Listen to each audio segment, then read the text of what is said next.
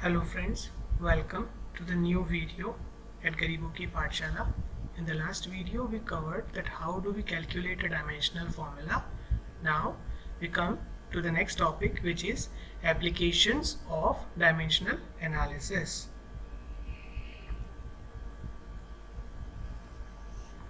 Now the first application dimensional analysis is to find the unit of a physical quantity.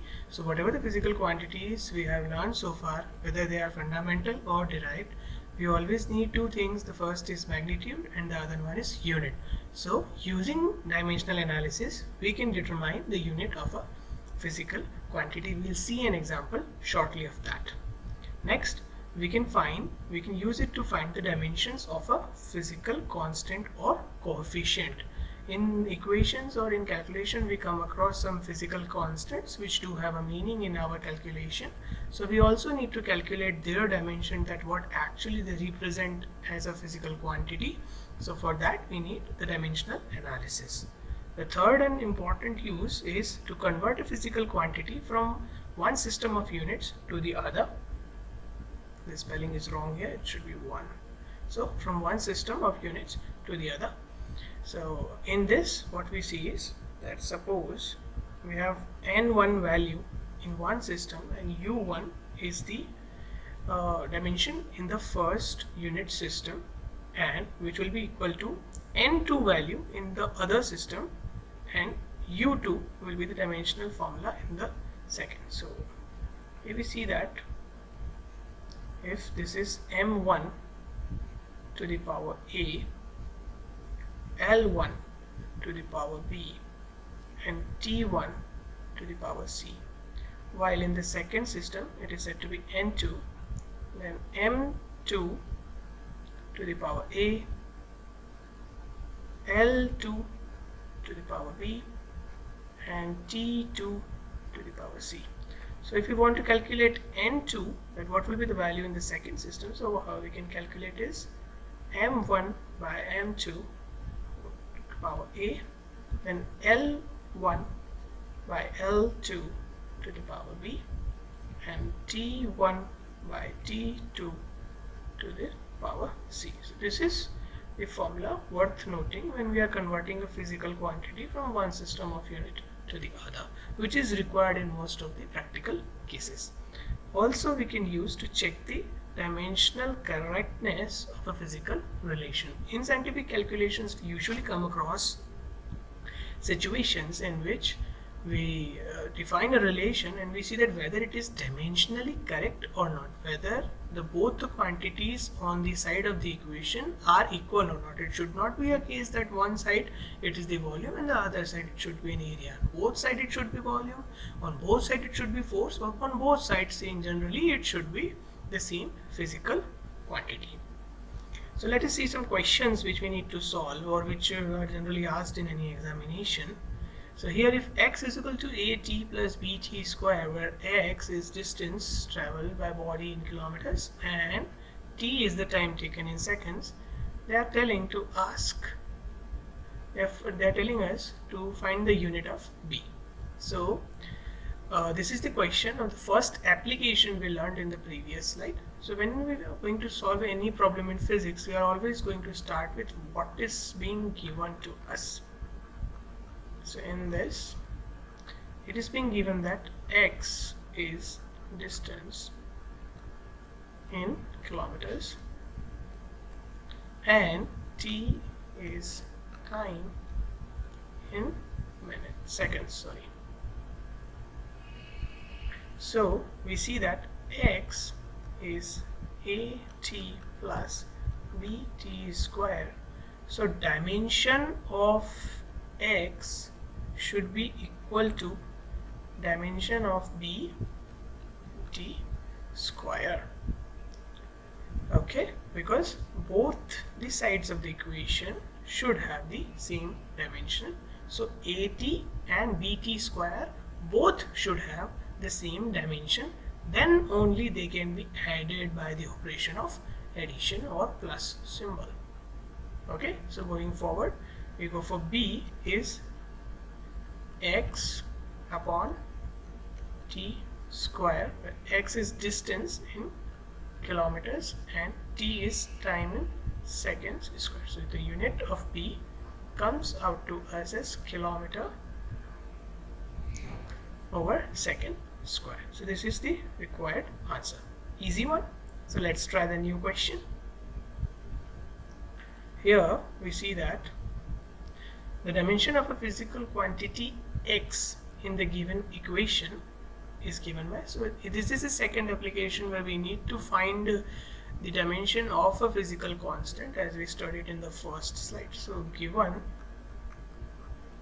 here again is force F is something x upon the density. So from this we can easily deduce that x is equal to force into density. So now we come out to the formula for force. In the previous video we calculated force is mass into acceleration and into density here. Okay, so we go to mass, which is m. For acceleration we have the formula lt minus 2, and this whole is the force into density. So density we all know is mass upon volume. So how it would be? So this should be x is equal to mlt minus 2 into ml minus 3. So dimension of x finally becomes m to the power 1, l to the power minus 2, t to the power minus 2. That's it. This is the required dimensional formula for the quantity x. Easy, guys. So we can do more questions on that. You can post your questions also just after the videos and in the comment section as well. Now moving to the next question. So now in this question, if you read here, what is given in CGS, centimeter gram second system, the magnitude of the force is 100 dynes. We know that we measure the force in dynes CGS.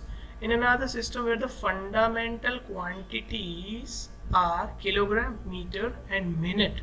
Watch here, this is minute, not second. The magnitude of the force is. So the answer is very simple. Firstly, we'll take the given, what is given to us. So the force is given to be 100 dynes in CGS.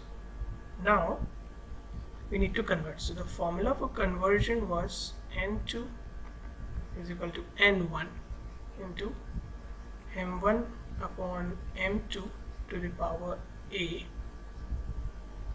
L1 upon L2 to the power B, and T1 upon T2 to the power C. For force, we calculated the formula as MLT minus 2.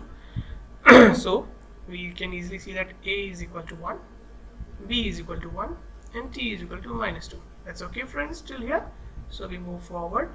If we see that N1 in the first system, or N1 is the CGS system where the value of N1 is 100, so mass 1 would be in CGS system, which is in grams, and in M2, which is kilograms to the power 1. Next is L1. So in CGS we measure by centimeter, and in the second system we are measuring it by meter, which is being raised to the power 1. Now we go to the third, which is time. So time in CGS is measured in seconds, while here it is measured in minutes, which is raised to the power minus 2. So guys, how it goes? 100. Now 1 kilogram is 1000 grams. So 1000, this is 1. Done. Then next is 1 centimeter over 100 centimeter. You know that 1 meter is 100 centimeter, and in the last one, second upon 60 seconds to the power minus 2. So doing the calculation here,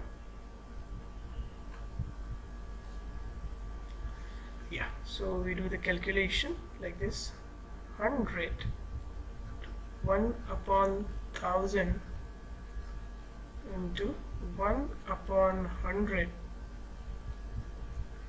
Sorry about that, we need to clear it.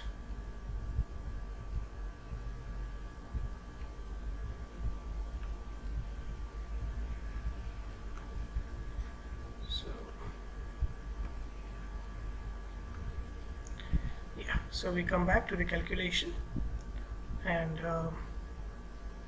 here we see 1 upon 60 to the power minus 2.